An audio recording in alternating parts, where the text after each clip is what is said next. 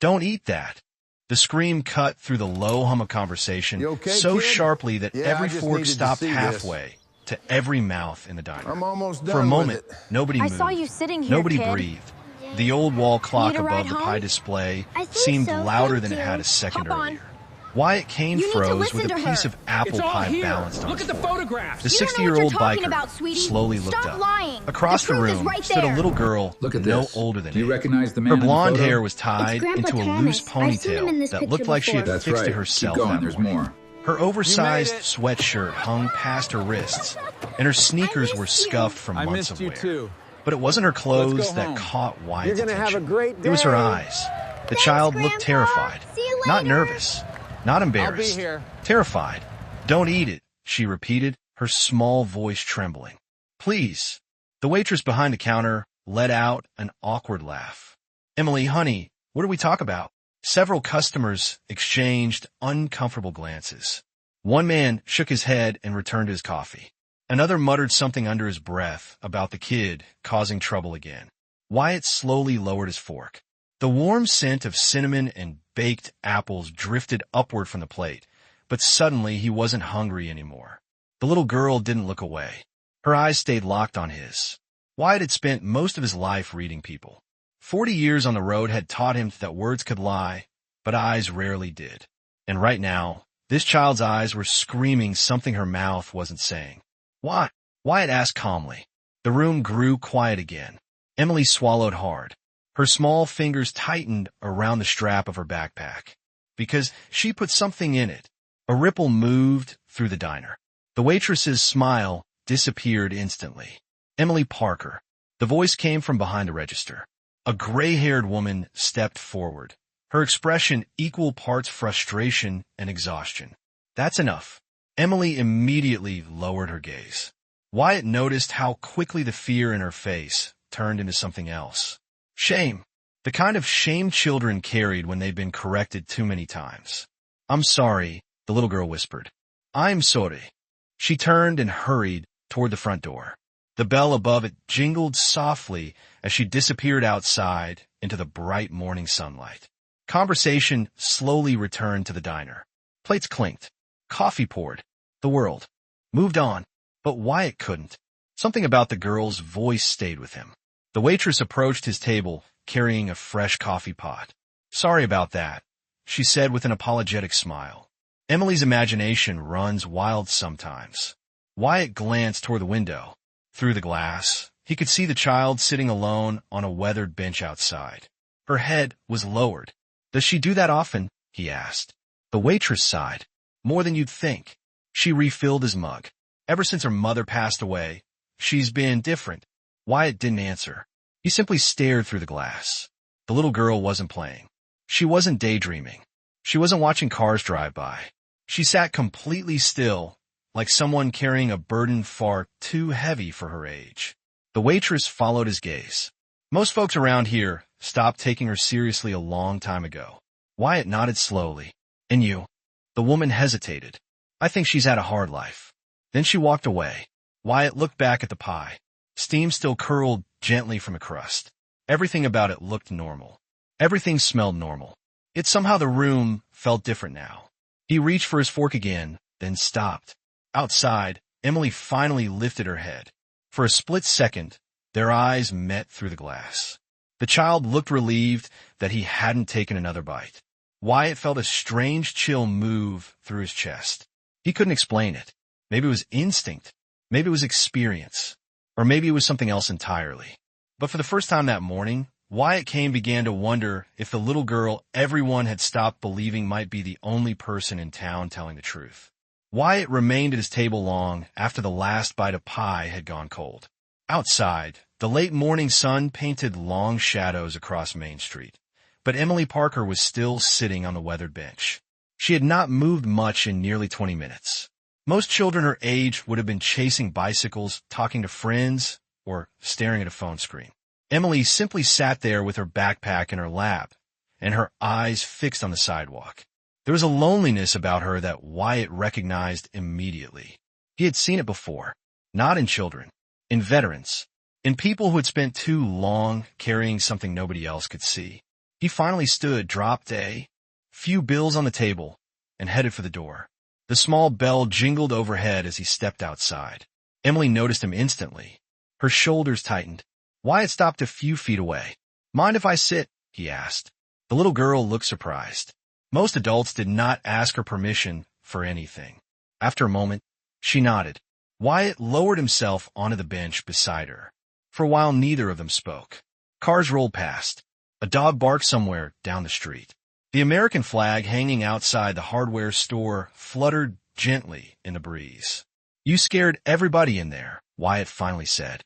Emily stared at her shoes. "I know. Do you always do things like that?" Her face tightened. "No Wyatt Guatif." Years had taught him that silence often revealed more than questions ever could. Eventually, she spoke again. "Sometimes people just do not listen." There was no anger in her voice. No frustration. Just simple acceptance. The kind that should never exist in an 8-year-old child. Wyatt leaned back against the bench. "The waitress said people around here stopped believing you." Emily gave a small shrug. "Most of them did." "Why?" She hesitated. "Because I keep seeing things." Wyatt glanced toward her. "Seeing things?" Emily quickly shook her head. "Not ghosts or anything." "Then what?" She looked around carefully before answering. "Little things." Wyatt listened. "Like what?" "Like when somebody is lying, or when something bad is about to happen." Wyatt studied her expression. There was no excitement in her voice. No attempt to impress him. She spoke with the calm certainty of someone describing the weather. "People think I make things up," she continued. "But I do not." "Can you give me an example?" Emily nodded slowly. "Last year, Mr. Carter lost his dog." Wyatt recognized the name. Everybody in town knew Mr. Carter. "I told him the dog was behind the old grain elevator." "Was it?" 2 days later, they found him there. Wyatt said nothing. Emily continued. "Then Mrs. Bennett's basement flooded. I told her the water heater was leaking before it happened. Nobody listened. 3 weeks later, the whole basement was ruined." Wyatt folded his arms. "Lucky guesses?" Emily looked down again. "That is what everybody says." The words landed harder than they should have. Wyatt noticed the way she avoided eye contact whenever she talked about herself. The way she expected disbelief before anyone even responded. Children learned that behavior from repetition. Not once or twice. Hundreds of times. "What about your family?" he asked gently. Emily immediately grew quiet. The change was instant. Her fingers tightened around the straps of her backpack. "My mom died when I was little." "I am sorry." She nodded without looking at him. "I live with my stepdad now." "Is he good to you?" Emily took a long time to answer. "He is busy." Wyatt knew that was not really an answer. Before he could ask another question, the diner door opened behind them. The gray-haired woman from inside stepped onto the sidewalk. "Emily." Her voice carried equal parts concern and exhaustion. "You're going to miss the bus." Emily stood immediately. Years of habit. Years of obedience. She adjusted her backpack and started walking toward the corner. Then she stopped. For the first time since they met, she looked directly into Wyatt's eyes.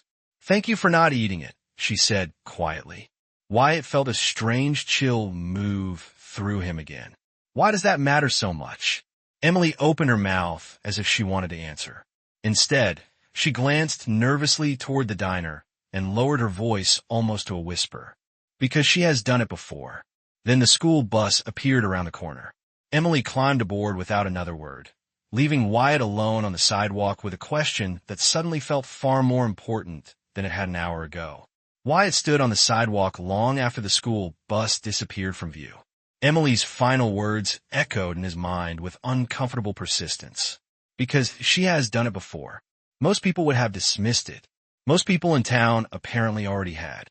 But Wyatt had spent decades learning the difference between attention seekers and truth tellers. Emily had not sounded dramatic. She had sounded afraid. By early afternoon, the question was still bothering him enough that he found himself parking his Harley across the street from the diner once again. The lunch crowd had started to fill the booths. Construction workers occupied a long table near the windows. A retired couple shared a slice of cherry pie in the corner. Everything looked normal. Almost too normal. Wyatt stepped inside. The familiar smell of coffee and fresh bread greeted him. The The same waitress from earlier approached with a polite smile. Back already? She asked. Guess I like the coffee. She laughed softly and guided him toward a booth. Can I get you something? Wyatt glanced toward the kitchen. Maybe later. He lowered his voice slightly. Who owns this place? The waitress followed his gaze. Martha Green. Wyatt recognized the name immediately. Nearly everyone in town seemed to know her. Martha had operated the diner for almost 30 years. She sponsored Little League teams, donated meals during holidays, organized community fundraisers. Her framed photographs covered an entire wall near the register. In every picture, she appeared warm and welcoming, the kind of person people trusted automatically. Good woman? Wyatt asked. One of the best. The waitress did not hesitate. Why? Wyatt simply shook his head. Just curious. A few minutes later, Martha emerged from the kitchen carrying a tray of fresh rolls. She was probably in her late 60s. Her silver hair was neatly pinned back. Reading glasses hung from a chain around her neck. Customers greeted her by name as she moved through the room. She stopped to check on nearly every table. When she reached Wyatt's booth, she smiled kindly. You are the gentleman from this morning. That obvious? Martha laughed. Small town. Wyatt returned the smile. Fair enough. Martha nodded toward the empty pie plate that still sat on a nearby busing station. I heard Emily gave you quite a scare. The way she said it felt casual, rehearsed, like a conversation she had already had many times before. She seems convinced about what she saw, Wyatt replied. Martha sighed. Poor child. Her expression softened.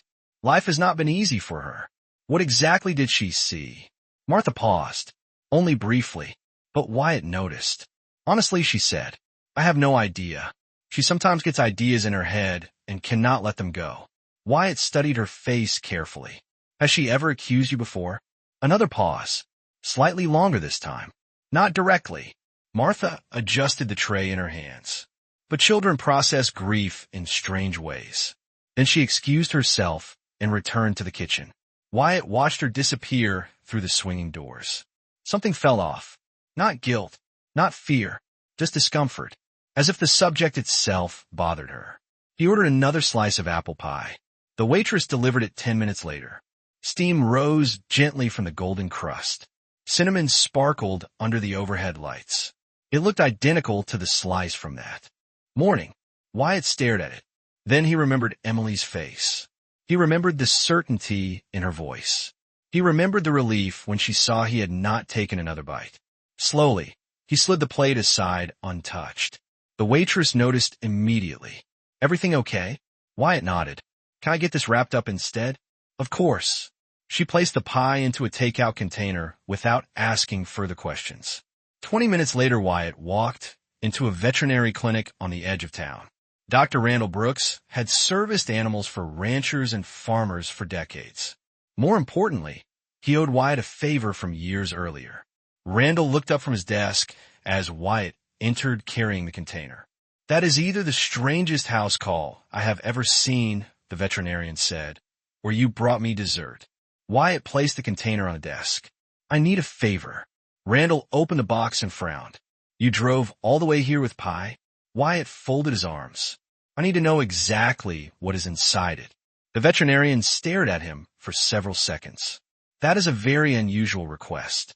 Wyatt nodded slowly. I know. Then he looked out the clinic window toward the distant mountains and thought about a little girl that nobody believed. But something tells me it might matter. Randall Brooks called just after sunrise the next morning. Wyatt was standing outside his small garage on the edge of town, a coffee mug warming his hands against the cool morning air.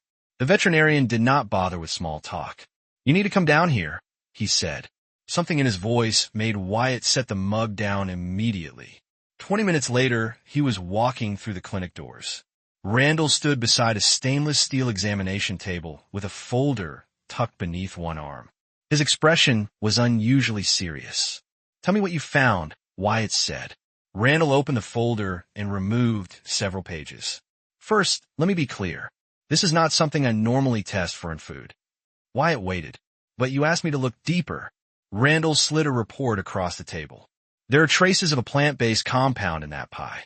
Wyatt frowned. Poison. Randall hesitated. Not exactly. He tapped the page. At least not in the amount present. Wyatt picked up the report. The medical terminology meant little to him. Explain it to me like I am 10. Randall sighed. Small amounts would not make someone immediately sick. Most people would never notice. Then why does it matter? Because repeated exposure over months or years could create serious health problems. Wyatt felt his stomach tighten. You are sure? As sure as I can be without a full laboratory analysis. Randall folded his arms. And Wyatt? Yeah. That compound does not accidentally end up in homemade pie. Silence filled the room. Through the clinic window, a golden retriever trotted across the parking lot beside its owner. The ordinary scene felt strangely disconnected from the conversation taking place inside. Wyatt looked back down at the report. Emily's frightened face flashed through his memory. The certainty in her voice suddenly felt far less unbelievable. Who would do something like that? He asked quietly. Randall shook his head. I have no idea. Wyatt left the clinic carrying a copy of the report in his jacket pocket. The ride back into town felt different. Every familiar building seemed slightly altered. Every smiling face carried a question mark behind it. By noon, he found himself parked outside the elementary school. Classes had not ended yet. Children's artwork decorated the front windows. Bright paper stars and hand-painted rainbows fluttered in the sunlight. It looked like the safest place in the world. Yet somewhere inside sat a little girl everyone had stopped believing. Wyatt remained on the motorcycle until the final bell rang. Minutes later, students poured from the building like water released from a dam. Laughter filled the air. Parents waved from parked cars. Teachers called out reminders about homework and permission slips. Wyatt spotted Emily near the back of the crowd. She walked alone. No friends. No group waiting for her. Just a small figure carrying a backpack almost half her size. When she noticed Wyatt standing beside the motorcycle, she froze. Hi, he said gently. Emily approached cautiously. Did you find out? The question came so quickly that Wyatt almost smiled. No greeting. No surprise. Just immediate concern about the answer. Maybe. Emily searched his face. I knew it. Wyatt lowered himself onto one knee, so they were eye level. Emily, how did you know something was wrong? The little girl glanced around to make sure nobody else was listening. Then she lowered her voice. Because I saw her do it. Wyatt felt the air leave his lungs. You saw Martha put something in a pie. Emily nodded. Not just once. A chill crawled up Wyatt's spine. What do you mean? Emily tightened her grip on her backpack straps. She has been doing it for a long time. Wyatt stared at Emily for several seconds without speaking. Children could exaggerate. Children could misunderstand. But nothing about Emily Parker fit that pattern. She never rushed to tell her story. She never seemed excited by attention. If anything, she looked uncomfortable whenever anyone focused on her. How long? Wyatt finally asked. Emily shifted her backpack on her shoulders. Almost a year. The answer hit harder than he expected. A year. She nodded. I noticed the first time last summer. They began walking slowly toward the small park beside the school. The afternoon sun cast long shadows across the grass. Children laughed from the playground in the distance, but Emily barely seemed to notice them. Tell me exactly what you saw, Wyatt said. Emily looked down at the sidewalk as she walked. Martha always puts little packets in her apron pocket. Packets. Small white packets. Wyatt listened carefully. What kind of packets? Emily shrugged. I do not know. But every once in a while she empties one into certain food. Only certain food. Wyatt felt his pulse quicken. How do you know it is not just sugar or spices? Emily stopped walking. For the first time, frustration flashed across her face. Because I watch things. The words came out stronger than anything she had said before. People never pay attention. Wyatt remained silent. Emily pointed toward a nearby maple tree. How many birds are in that tree? Wyatt glanced up. I do not know. 7. Emily answered immediately. 3 on the top branch. For lower down. Wyatt looked again. She was right. Emily continued walking. People think I am strange because I notice things. But noticing things is different from making things up. Wyatt felt a strange mixture of admiration and sadness. The child was not imagining secrets. She was observing details everyone else ignored. Have you ever been wrong? He asked. Emily thought about it honestly. Sometimes. Everybody is wrong sometimes. But most of the time, I remember things exactly. She tapped the side of her head. Like pictures. Why understood now. Emily did not possess some magical ability. She possessed something much rarer. Exceptional observation. The kind detectives spent decades trying to develop. The kind most adults never mastered. Did you tell anyone? Wyatt asked. Emily laughed softly. It was not a happy sound. Everybody. And nobody believed me. She kicked a pebble off the sidewalk. The principal thought I was anxious. The counselor thought I was grieving. My stepdad said I watched too many mystery movies. Wyatt frowned. And Martha? Emily became quiet again. She smiled. What do you mean? When I asked her about the packets. Emily swallowed hard. She smiled and told me I had a wonderful imagination. The words lingered between them. Wyatt could almost hear the conversation. A respected adult. A lonely child.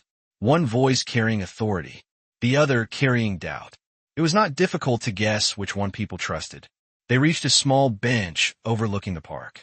Emily sat down. Wyatt remained standing. There is something else, she said quietly. What? Emily stared at the swings, moving gently in the breeze. The food is not always for the same person. Wyatt felt a chill spread through his chest. What do you mean? Different people. Different days. But there is one person she always watches. Wyatt lowered himself onto the bench beside her. Ooh. Emily hesitated longer than before. Her fingers tightened around the straps of her backpack. When she finally spoke, her voice barely rose above a whisper. My stepdad. Wyatt's eyes narrowed. Every piece of the puzzle suddenly shifted. He had assumed the diner itself was the center of the mystery. But now another possibility emerged. Maybe the pie. Maybe the packets. Maybe all of it connected to someone outside the diner entirely. Emily looked up at him, her blue eyes filled with uncertainty. Do you think I'm crazy too? She asked. Wyatt immediately shook his head. No. The answer came without hesitation. Emily seemed surprised by how quickly he said it. Wyatt looked toward the horizon where the late afternoon sunlight painted the town in gold. I think, he said slowly, that you have been trying to tell people something important for a very long time. That evening, Wyatt sat alone inside his garage office with a yellow legal pad spread across the desk. The town outside had settled into its usual rhythm. Porch lights glowed. Distant traffic drifted through the open window. Somewhere down the street, a dog barked at nothing. Yet Wyatt could not stop thinking about Emily Parker. He stared at the notes he had written throughout the day. Martha Green, white packets, the pie, Emily's warnings, her stepfather. None of it formed a complete picture. Not yet. Then his eyes landed on a single detail he had nearly overlooked. Emily's mother. Wyatt leaned back in his chair and rubbed his jaw. Every conversation seemed to circle back to the same missing person. A woman who had died years earlier. A woman nobody talked about anymore. The next morning, he rode to the county records office. The building was small, outdated, and smelled faintly of dust and old paper. A clerk directed him toward archived public records. 20 minutes later, he found the file. Sarah Parker, age 28, deceased 8 years earlier. Official cause of death, accidental food-related illness resulting from severe reaction to an unidentified contaminant. Wyatt read the sentence twice. Something about it felt strange. Vague. Incomplete. He continued turning pages. There had been no criminal investigation. No charges. No follow-up review. The case had been closed within weeks. Wyatt frowned. Most accidents generated more documentation than this. He copied the file number and left the building carrying more questions than answers. His next stop was the public library. If official records offered little information, newspapers sometimes filled the gaps. An elderly librarian helped him locate archived editions from 8 years earlier. Wyatt spent nearly 2 hours scrolling through old articles. Most contained routine local stories, school events, fundraisers, high school sports. Then he found it. A small article buried near the back of the paper. Local woman passes away following sudden medical emergency. Sarah Parker's photograph accompanied the piece. Wyatt froze. The resemblance was unmistakable. Emily had her mother's eyes. The same thoughtful expression. The same quiet intelligence. He read every line carefully. Sarah had been well-liked throughout town. She volunteered at community events, organized charity drives, frequently visited Martha Green's diner. Wyatt sat up straighter. He read the sentence again. Frequently visited Martha Green's diner. Another article from the following month caught his attention. Community mourns beloved resident. Several names appeared among those interviewed. Friends, neighbors, co-workers. One name stood out immediately. Martha Green. Wyatt stared at the photograph beside the article. Martha looked younger, but unmistakably the same. According to the newspaper, she and Sarah had been close friends for years. The discovery sent a chill through him. He carefully folded the newspaper copies and slipped them into his jacket. By late afternoon, he found himself parked outside a modest white house on the edge of town. Emily's home. The lawn needed mowing. The paint showed signs of age. A rusty wind chime swayed gently beneath the front porch roof. Wyatt remained seated on the motorcycle for a moment before approaching. He was not sure what he expected to find. Then he noticed movement in an upstairs window. Emily, the little girl, was watching him. Seconds later, she appeared on the porch. "Did you find something?" she asked. Wyatt looked at her carefully. "I found out your mother knew Martha." Emily nodded immediately. There was no surprise in her expression. "I know." Wyatt felt his pulse quicken. "Ow!" Emily looked toward the street before answering. "Because my mom used to write about her." Wyatt stared. "Write about her where?" Emily hesitated. Then she lowered her voice. "In her journals." The words landed like a spark near dry grass. Wyatt suddenly understood that the answers he was searching for might not be buried in government files or newspaper archives. They might be sitting somewhere inside this house, waiting quietly for someone willing to look. Emily led Wyatt through the house after making certain her stepfather was still at work. The interior was neat but strangely quiet, as if nobody truly lived there anymore. Family photographs decorated the hallway, yet most were old. Very few had been taken within the last several years. Wyatt noticed that Sarah Parker appeared in nearly every frame, smiling at a county fair, holding a newborn Emily, standing beside friends during a holiday fundraiser. Her presence lingered in the house like sunlight trapped behind glass. Emily climbed a narrow staircase and disappeared into an upstairs bedroom. Moments later, she returned carrying a faded cardboard box. Dust coated the edges. The corners were worn from age. "These are hers," Emily said softly. Wyatt set the box on the kitchen table and carefully opened it. Inside were journals. Dozens of them. Some were small notebooks. Others were thick binders filled with handwritten pages. Sarah had documented nearly every part of her life. Wyatt opened the first journal at random.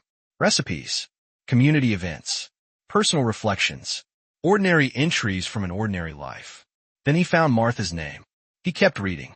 10 minutes passed, then 20. The more pages he turned, the more complicated the story became. Sarah and Martha had not simply been friends. They had been extremely close.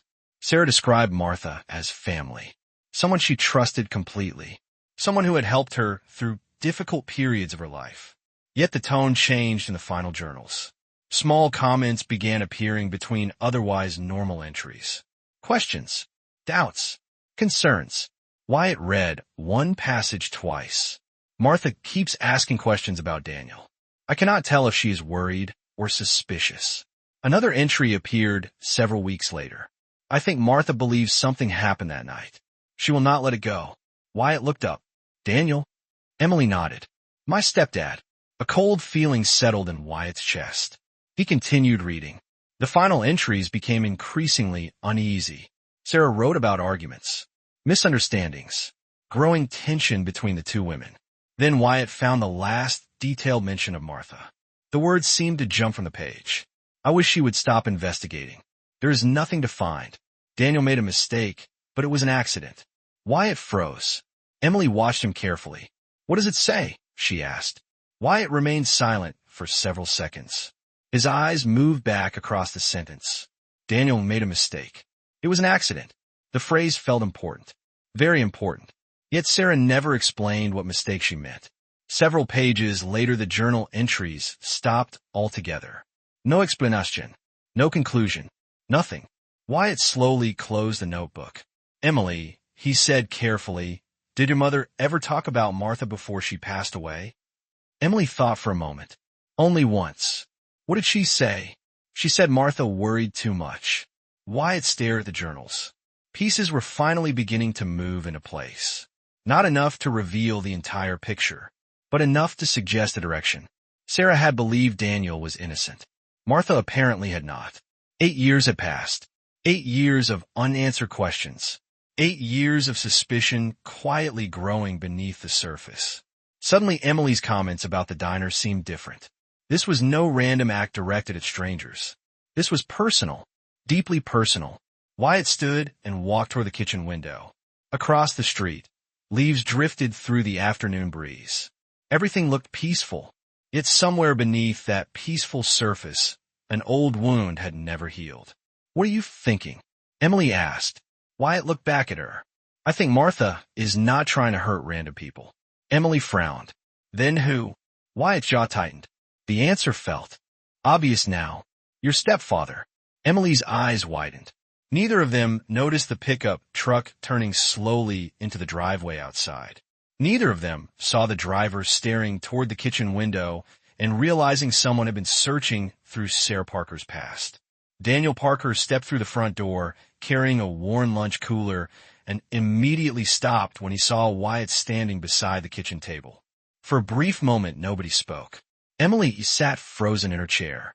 The open journals remained spread across the table between them. Daniel's eyes moved from the notebooks to Wyatt and then to Emily. Something heavy settled over the room. What is going on? He asked quietly. Wyatt did not answer right away. Years of experience had taught him that people often revealed more when given silence than when pressured with questions. Daniel slowly set the cooler down. Emily, he asked. The little girl lowered her eyes. I showed him Mom's journals. Daniel closed his eyes for a second. Not angry, not surprised, just tired, deeply tired. Wyatt noticed it immediately. This was not the reaction of a man caught hiding something dangerous. It looked more like the reaction of someone carrying a burden for far too long. We need to talk, Wyatt said. Daniel nodded once. I think maybe we do. Outside, dark clouds gathered over town as evening approached. By nightfall, a steady rain tapped against the windows of the small community center where Wyatt had arranged a meeting. Sheriff Collins arrived first. Martha Green arrived 10 minutes later. The moment she stepped into the room and saw Daniel, her face hardened. Emily sat beside Wyatt near the back wall. The sheriff looked around the room in confusion. Somebody better explain why I was called here. Wyatt placed copies of the journal pages and newspaper articles onto the table. Because this has gone on long enough. The rain intensified outside. Thunder rolled somewhere in the distance. Nobody spoke. Finally, Martha broke the silence. You should not have involved her. Her eyes rested on Emily. Wyatt noticed genuine concern there. Not hatred, not malice. Concern. Daniel slowly looked up. 8 years, Martha. His voice sounded exhausted. 8 years, and you still cannot let it go. Martha's composure cracked instantly. Tears filled her eyes. Because she was my friend. The room fell silent. Emily looked between them in confusion. Martha wiped at her face and continued. Sarah trusted me. She trusted all of us. Her voice trembled. Then she was gone. Daniel stared at the floor. Martha pointed toward him, and every answer disappeared with her. Sheriff Collins frowned. What exactly are we talking about? Daniel finally lifted his head. The accident. The words seemed heavier than everything else spoken that night. Emily sat perfectly still. Daniel turned toward her. There is something I should have told you years ago. The little girl's eyes widened. Wyatt could almost feel her heart pounding from across the room. Daniel swallowed hard. Your mother became sick after a family gathering. His voice shook slightly. Earlier that day, I made a mistake preparing something for dinner. Martha closed her eyes. Daniel continued. The doctors said several factors contributed to what happened. They never blamed me. He looked toward Emily. But I blamed myself every day afterward. Tears filled Emily's eyes. You never told me. Daniel nodded sadly. I know. I thought protecting you meant carrying it alone. Martha stared at him for several long seconds. Then why hide it? Daniel's shoulders slumped. Because every time I tried to talk about it, I saw Sarah's face. The room grew quiet except for the rain. Years of suspicion suddenly collided with years of guilt. Wyatt finally understood. Martha had spent nearly a decade believing Daniel concealed the truth. Daniel had spent nearly a decade punishing himself for a mistake he could never undo. Neither had healed. Neither had moved forward. Emily looked from one adult to the other. The confusion in her eyes slowly gave way to understanding. Painful understanding. The kind no child should have to carry. Yet for the first time in years, nobody was hiding from the truth anymore. The storm passed before dawn. By morning the town looked freshly washed, sunlight glistening on rooftops and puddles alike. Yet for Emily Parker, everything felt different. The truth she had waited years to hear had finally been spoken aloud. It had not brought the relief she imagined. Instead, it left a quiet ache in her chest. Some answers healed. Others simply taught people how to carry their pain. Over the following weeks, changes began slowly. Martha Green closed the diner for several days. When she reopened, the first thing she did was invite Daniel to sit with her at the corner booth they once shared with Sarah. Nobody knew exactly what was said during that conversation. They remained inside for nearly 3 hours. When they finally emerged, both looked older somehow, but lighter.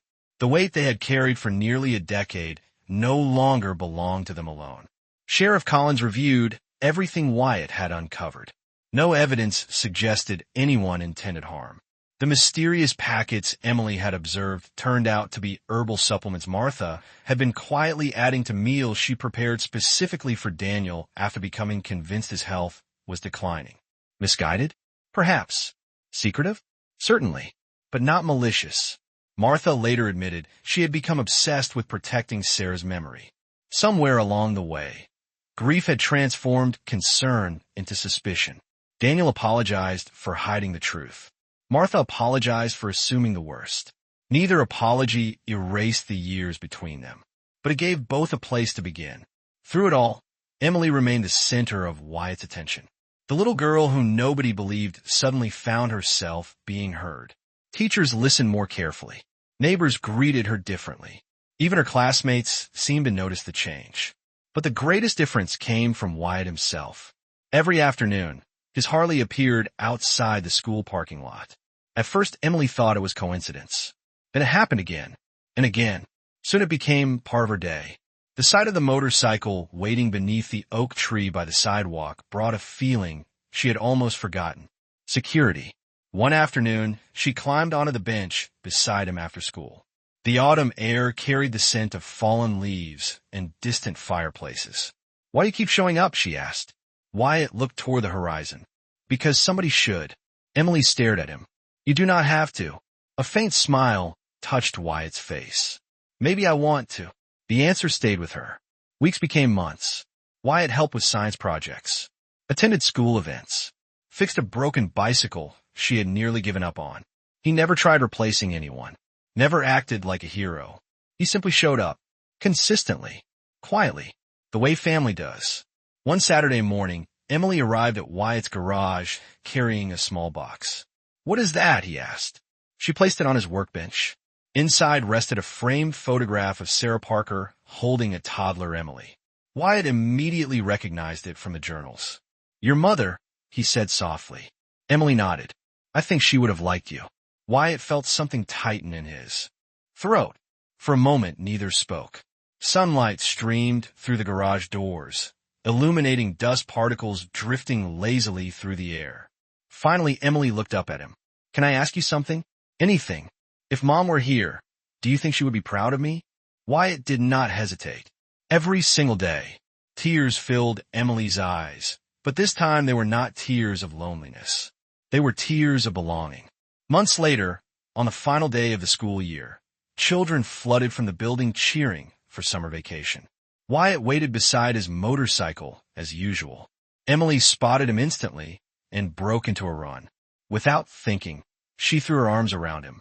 Wyatt hugged her back. Around them, life continued. Cars passed. Parents called to their children. The world moved forward. But for one little girl and one aging biker, something extraordinary had happened. A frightened child who spent years trying to make people listen had finally found someone who did. And a man who believed his best years were behind him had discovered that sometimes family is not the one you are born into.